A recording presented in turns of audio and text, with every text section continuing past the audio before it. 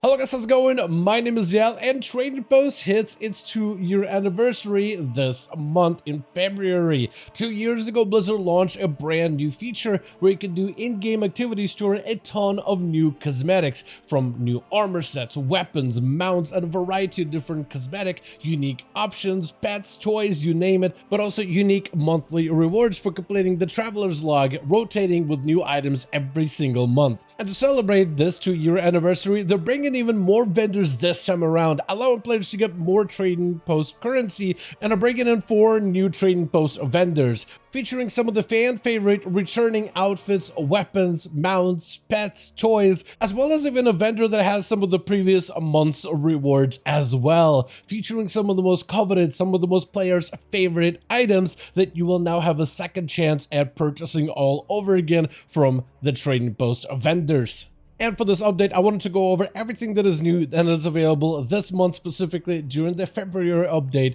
of 2025 within the Trading Post of the War Within expansion. As always, if you guys want to see more War Within updates like these in the future, be sure to follow the channel and subscribe. But otherwise, let's dive right in. So as part of the anniversary celebration, the 2-year anniversary specifically, we got a bunch of new changes for the Trading Post this time around. It's not anything major, but any of you that maybe missed out on certain months of Trading Post, or maybe are just coming back to the game for the first time, or maybe skipped out expansions like Dragonflight altogether and started playing War Within, those of you that skipped out any parts of the Trading Post or any previous months in the year 2024, 2023, those of you will be able to get a bunch of rewards this time around, even more than normal. But first, the Trading Post does have new items for this month. I don't normally do update videos for Trading Post normally, but I felt like it's appropriate since we're going over everything that's new and available. Now, there's a bunch of stuff here that's going to be either thematic to the Lunar Festival or the Love is in the Air event. There's a bunch of different items here, like a mount of the Silvermoon Sweeper. This is a fairly expensive mount. However, there is going to be variations of this mount. One of them can be unlocked during the Love is in the Air event. Unless you want the Silvermoon version, I believe there's going to be a pink version that you can get from the actual holiday. So if you're someone who is trying to really utilize as much tender as possible, and you want to get the mount but don't really know if you can afford it, there is a variation that you'll be able to get down the line. You also have 2 little pets. I guess they're like a red panda type of a pet. They have animations of a Volpera, and there's 2 types of them. I got one of them that's the full belly rolling paw, and they have slightly different fur, slightly different eyes. But also you have a bunch of these cool Jade Lunar items, from the blades to the pole arm, which look amazing with the set. There's lanterns, and there's also maces that I got to try out. Now, these maces I thought would initially crackle with fireworks every time you hit an enemy, but they seem to just kind of have this animation happen once in a while. Outside of this, we also got a back piece as well for the Crimson pack of lunar explosives, which is again thematic to the holiday. Then we get some new items here outside of the ensemble of the Prowler's headgear, which is the pink version, which actually looks kind of good in terms of the color scheme. But you also got brand new shoulder pieces that are more heartfelt or heart shaped to it. They look very, very similar to the Prowler's pieces, but they're a little bit different with the heart.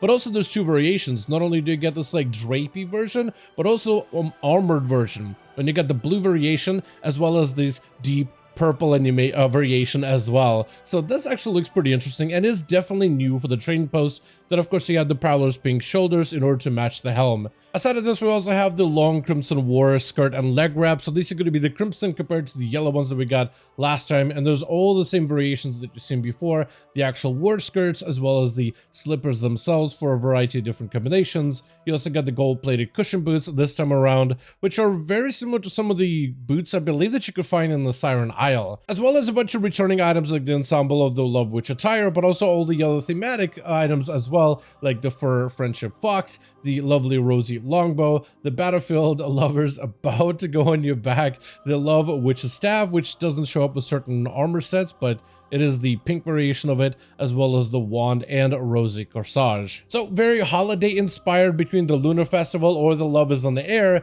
but this time around, however, there's even more vendors that you can find specifically in Dornogal. Now, the rest of the Trading Post goodies you do have to find in Dornogal, because those vendors don't appear to be put up in Orgrimmar or Stormwind, so this is going to be limited to everybody that has the War Within expansion. But they got a bunch of new items, or rather a slew of returning returning items this time around to celebrate the 2-year anniversary, but also a bunch of new additions as well. So you'll notice that outside of the main Dornagal trading post area, over to the side now you'll find a couple of balloons, a couple of banners, and a bunch of new vendors. Now every single one of these vendors sells a different variety of items, though these are items that have been on trading posts previously, and there's a wide variety of different vendors that sell different components for you to purchase. For example, all the way on the right hand side we have trading post outlet wearables, which is a vendor that sells you outfits, and all of these outfits are outfits that previously showed up on the trading post within previous seasons, previous months, previous years even.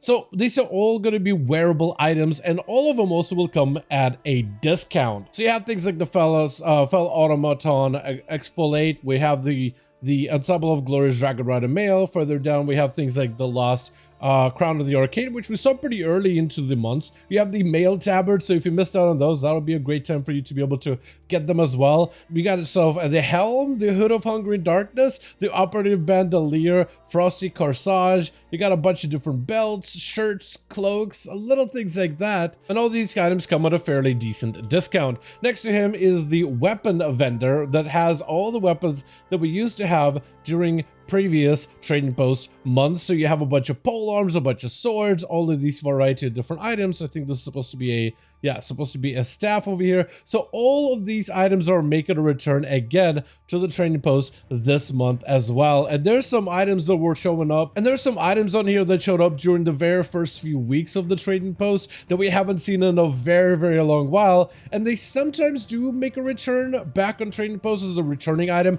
though not always. So this is the opportunity if you ever missed out on any of these weapons, and there's a wide variety of them, from some of the more humble weapons that are not necessarily super high fantasy but rather low fantasy. So if you want to go for like a kukri or a pretty plain looking warhammer, you could also purchase these as well. And then you have some higher fantasy items as well, with massive gigantic claymores, amazing looking swords, great staffs, all these other items, and a variety of different thematic pieces for you to be able to purchase a second time around over in the trading post. On the left hand side, further left before them, is the outlet for creatures and toys. So this is, as the vendor implies, this is going to be all the different mounts that you could ride, all the mounts that have been previously seen from all of the other trading post months, as well as the toys like the Ethereal Transmog toy. You have the foam swords, you have the imp in the ball, you have a variety of different pets that were also available as well. And all these items, like the other ones, are also on a pretty decent discount. And lastly, the one to the right of that is even more exciting, because this is actually going to be a vendor that sells you most coveted monthly rewards that there's a good chance you might have missed out if you weren't there for the opening of the trading post, like the Ash Adar, the Harbinger of Dawn, which is a tiger mount that actually has two forms. One form that's available during the daytime of the sun, and then also during nighttime of the moon, with a more silver ghost-like appearance. We have the ensemble Bones of the Blood Hunter, which is the Blood Hunter set. One of the best sets they've ever added to the trading post. Definitely one of the highest rated sets, and one of the most favorite sets from the entire community for obvious reasons. But the Blood Troll aesthetic, as well as all the pieces, are incredible. The Harlequin set, which I know that a lot of people actually missed out on, but definitely one of the more unique sets that has this whole Harlequin Darkwood Fair aesthetic. You have Quax, which is one of the mounts that actually kind of looks like a Plunderstorm mount, so may not potentially be the most unique mount, but definitely one that some players have missed out on. We have ourselves the Arsenal of Cosmic Weapons from the Sargeras' two-handed and one-handed weapons, the Void Staff, as well as these Azurite-looking swords and daggers, as well as Buttercup, which is one of the pets that was available during a monthly reward. So this is an opportunity for any of you that missed out on any of some of the best and some of the most coveted after items to be able to repurchase them again, from the outfits to the weapons, possible mounts, as well as even monthly rewards. So even if you missed out on the Blood Troll set, that would be the perfect time for you to be able to purchase it. What you'll also notice is every single one of the vendors, or at least most of them, have all these items with a reduced cost. And some of them really vary, but it seems like the vendors are selling these items at between 25% to even 75% discount depending on the item. So if you're trying to purchase a bunch of these, and if you have a bit of traders tender currency left over from previous months, now would be a pretty good time to spend and buy some of the best items which are going to be available during this month specifically. Which means that this month specifically is going to be one of those months where you have the most amount of items to purchase from the trading post, especially if you're someone who missed any of the previous months and didn't play maybe during the expansion of Dragonflight specifically. That being said though, that is a lot of tender for you to go through, so they're actually increasing the amount of tender you can gain this month specifically, which is quite a decent bit, and you only need up to about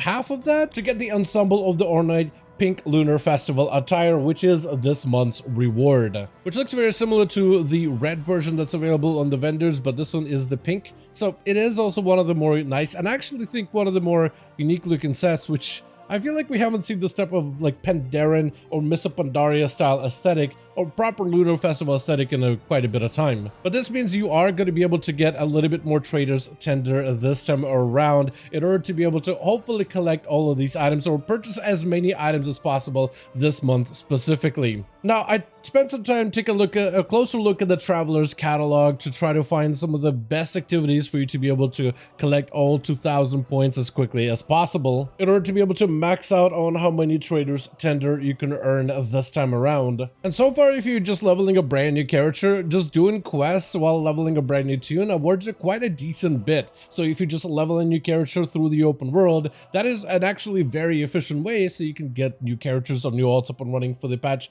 11.1, while also being able to tally off some of the requirements from the Traveler's log. They also added Plunderstorm this time around, where just slaying enemies, looting chests, killing pieces of hate. As you play more matches of Plunderstorm, if you're still working on those rewards, that can give you a decent bit of Traveler's log completion as well. Though dungeon bosses are also going to be probably the most efficient. Just doing Mythic Plus dungeons and spamming them just for your weeklies is going to unlock you quite a decent bit. Or you could just do raid bosses. You don't necessarily have to do Nerb or Palace bosses. You can if you want to. Or if you're someone who's into transmog farming, now would be the best time for you to dive into some of the older dungeons, older raids to farm up mugs. And as you say, bosses, all of this will also count towards the Traveler's log. Another one that's incredibly efficient actually is win 15 pet battles. Just battling level 1 pets outside of Stromund and Orgrimmar while using a level 1 or a level 2 pet is generally really easy, not that time consuming. Find a pet, spam your number 1 ability until the other pet dies, swap out your pets to another level 1 pet if you have one, and just repeat that until you defeated 15 pets.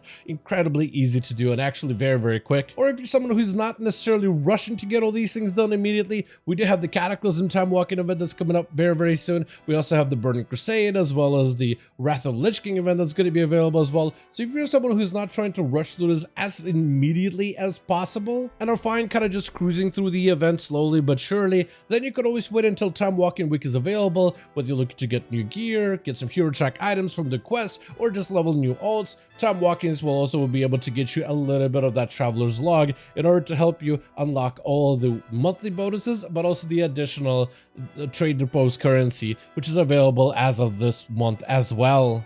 But with that, as always, I do want to thank all of you guys so much for watching, and I hope you guys did enjoy this Trading Post update. If you did enjoy it or found it informative, go ahead and give this video a like. I would very much appreciate it. Join our Discord community for any future WoW War Within updates, specifically if you're interested in patch like 11.1 PTR stuff, which should hopefully be getting a release date and announcement sometime soonish. Also, let me know your thoughts in the comments down below, and as always, I'll see all of you guys in the next one.